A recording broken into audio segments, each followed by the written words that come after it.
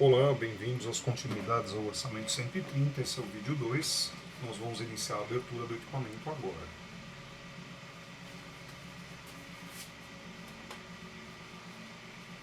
O cliente está reclamando que o equipamento tem travado, tem apresentado lentidão e também tem se desligado sozinho. Bem?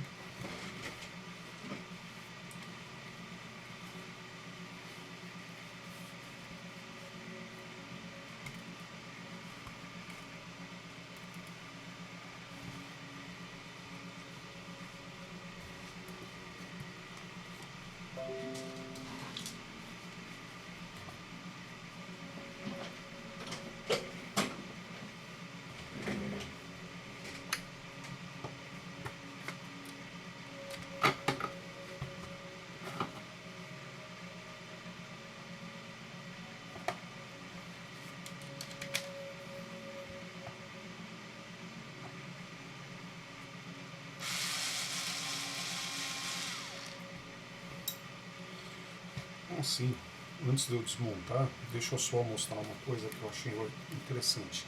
O gabinete desse equipamento está aberto, tá bem? Está apresentando aqui uma abertura. Aqui, ó, pode-se perceber que ele foi forçado, né? Está aberto. Existe a ausência de um parafuso também aqui. Eu vou ver se eu tenho um parafuso dessa medida aí para recolocar, tá bem? O equipamento teve uma queda, ele caiu no chão, bateu essa parte aqui, houve ruptura do gabinete superior e a abertura, né? Essa abertura que a gente vê aqui foi efeito dessa queda, né? Que houve aqui com o amassamento e a ruptura dessa guarnição aqui que fica próxima da dobradiça da tampa. Uma coisa boa foi que não houve dano da dobradiça, né? Aparentemente a dobradiça está muito boa e eu não estou sentindo ela torcer ali o gabinete na parte de trás, né? Então nós vamos continuar a desmontagem, mas é bastante relevante, né? Salientar aí que esse equipamento teve uma queda. Então vamos lá.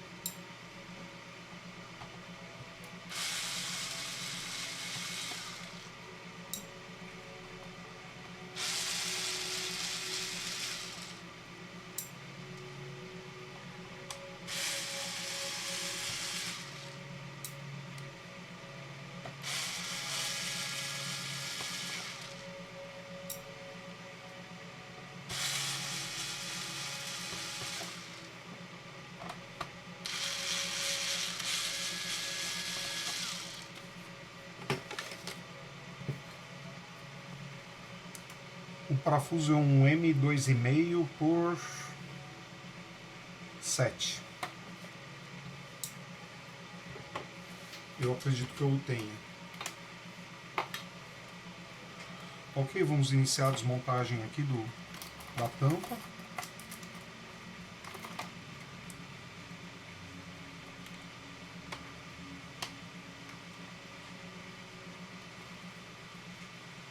Sempre com bastante cautela aí pra gente não ocasionar nenhuma ruptura de trava, né?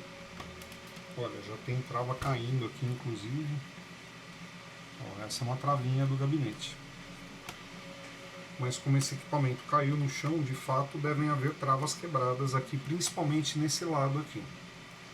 Eu percebi um barulhinho conforme eu mexia no equipamento, né? Conforme eu deitava ele, eu percebia que havia um barulhinho de uma espécie de um chocalho dentro e provavelmente era essa pecinha aí. Ou talvez eu até tenha visto. Tampa removida. Vamos analisar o gabinete aqui para ver onde se houve dano, né? Ó, eu tenho uma torre rachada aqui, outra aqui.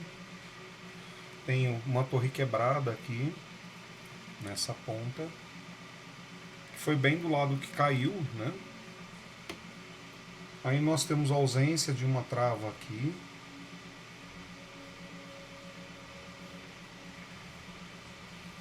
sujeira do fã, já estava vendo o transbordo da turbina, né? Estava jogando pó para dentro do notebook. Isso significa que fatalmente a grelha ali do trocador de calor deve estar entupida, né?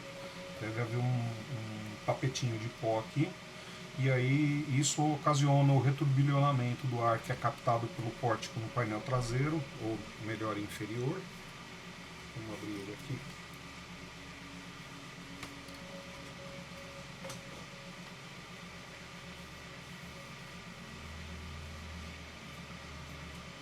Poxa, a captação de ar desse cara é feita por baixo do teclado.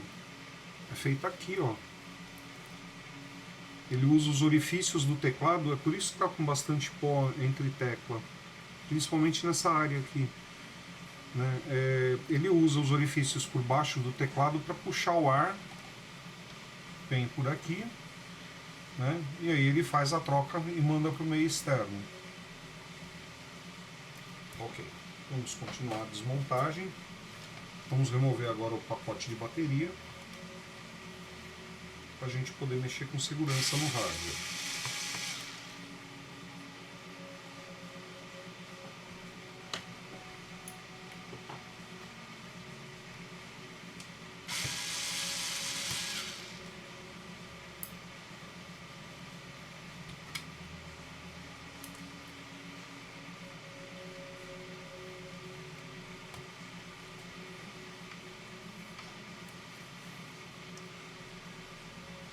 A bateria do equipamento está apresentando empoeiramento normal, né? Quando você tem uma condição como essa, que há o refluxo de ar, né?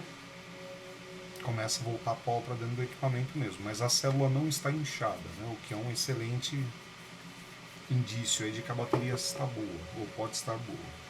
Aqui nós temos os slots de RAM. Eu tenho um slot vazio. Está me avisando aqui que é somente DDR4, né, o padrão da memória suportado aqui. Ele tem um banco de memória DDR4.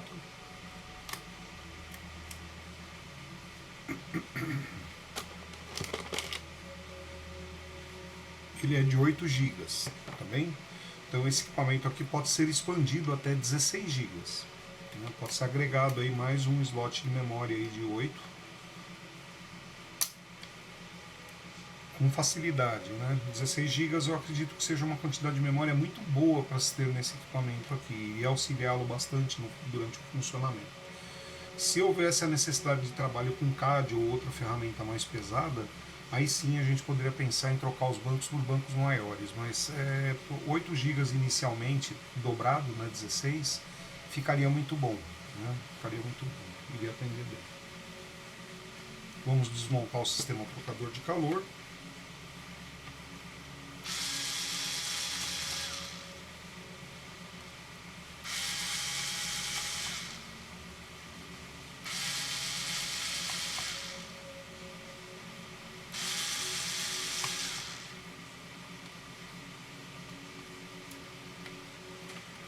Vamos soltar o fã.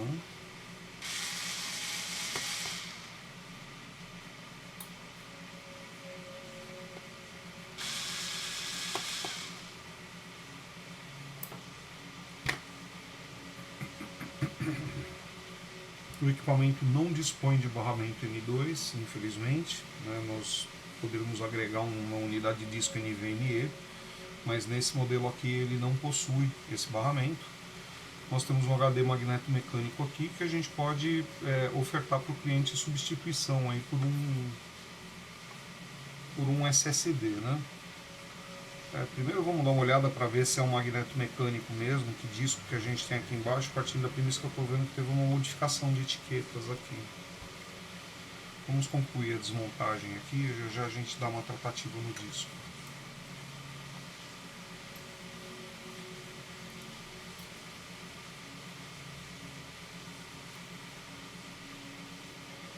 A condição do heat pipe está excelente. A pasta térmica, como já era de se esperar, tá ressecada, né? Olha, nem tanto, tá? Ela só está endurecida, mas ela ainda está macia. Né? No toque aqui, ó, eu consigo desmanchá-la com facilidade. Quer dizer, assim, já passou da hora de trocar, né? Mas ainda estava suportável, né? Havia alguma troca ainda aqui. O problema é que provavelmente não estava conseguindo dar vazão porque estava entupido, né? Vamos ver. Não, tá aqui não. O sistema trocador não está obstruído, tá? O sistema trocador de calor não estava obstruído. Eu não sei se foi feito um serviço antes de eu mexer no equipamento, tá? Mas pelo tanto de poeira que está aqui e pelo tanto de poeira que a gente encontra também na tampa do equipamento, aqui, havia seguramente um entupimento dessa grelha trocadora de calor aqui. Né? Provavelmente foi feito um serviço aí para desobstrução, por isso que tem tão pouco pó aqui. Né?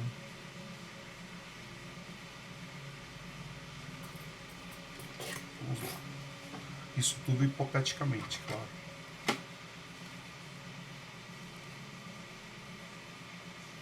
As dobradiças de tampa estão em excelente estado. Deixa eu ver como é que está o parafusamento.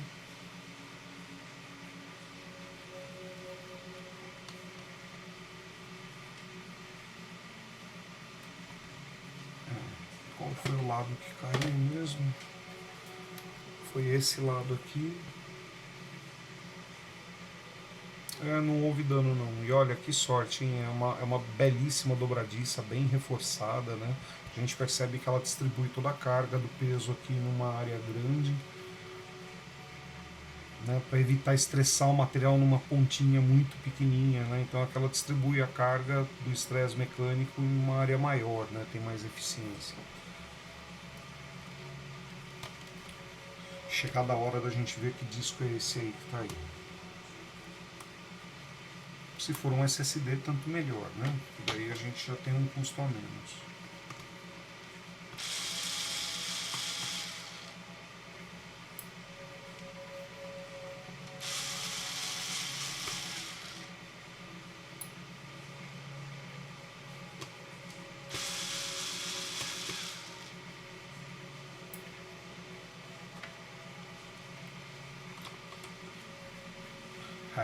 Já é um disco SSD.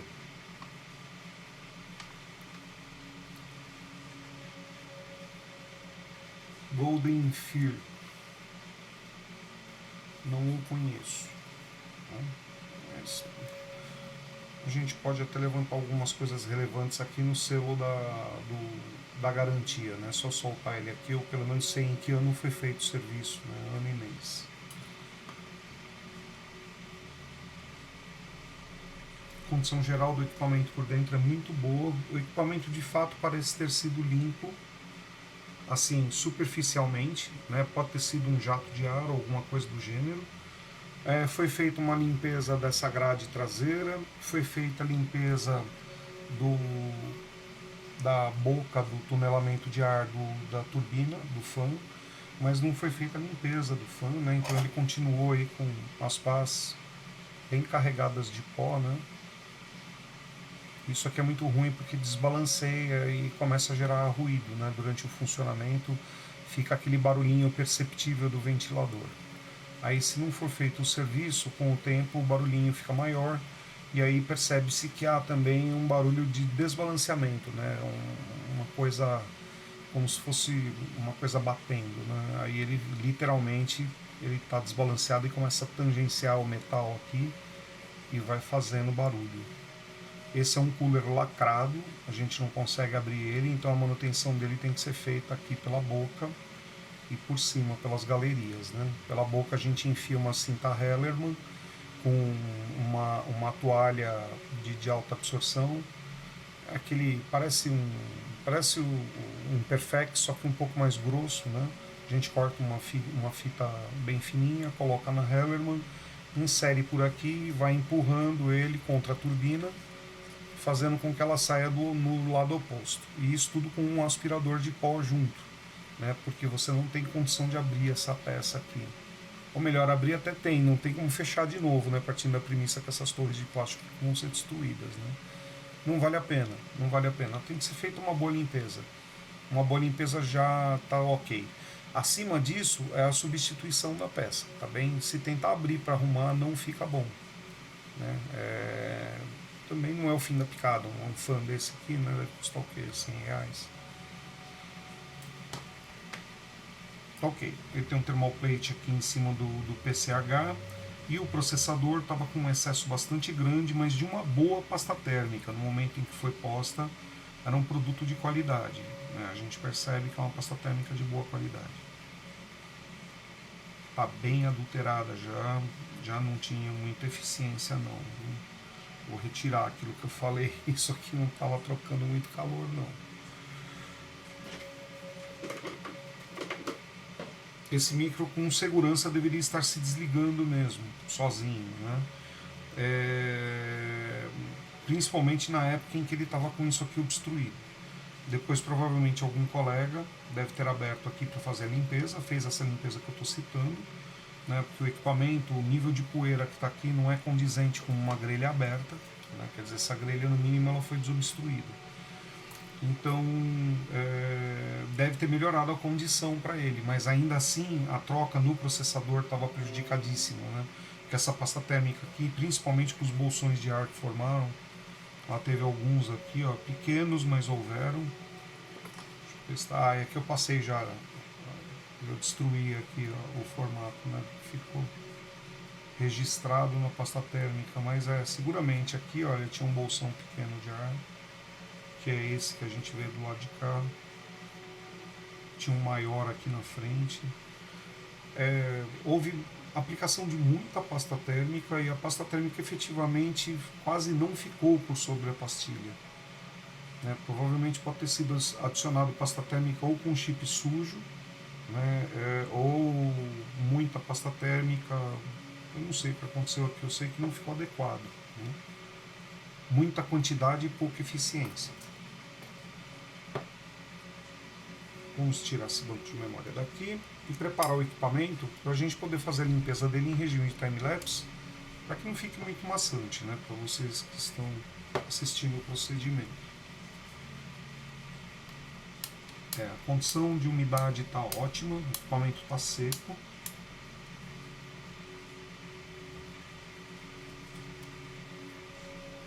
Tá perfeito, muito bom mesmo. Então tá ok, pessoal. Essa foi a desmontagem parcial do equipamento, né? Nós vamos partir agora para a limpeza dele. Não há necessidade de se remover tudo, tirar a placa-mãe, partindo da premissa que eu estou vendo que ela está bem seca mesmo. Então aqui a manutenção pode ser feita no gabinete, né? Sem ter que se desmontar e remover a PCB daqui. Então a gente faz a limpeza aqui. Eu posso até soltar os parafusos para ver como é que está a condição de pó por baixo, né? A gente deve fazer uma boa limpeza aqui, partindo dessa premissa que o fã puxa ar por essa região, né? E fazer os demais pontos aqui, limpezas de contatos elétricos, etc. Né? Principalmente os inerentes à tela, aqui nessa lateral. Então, até a sequência dos vídeos, no terceiro vídeo em time-lapse com a manutenção preventiva, ok? Até lá, pessoal. Tchau.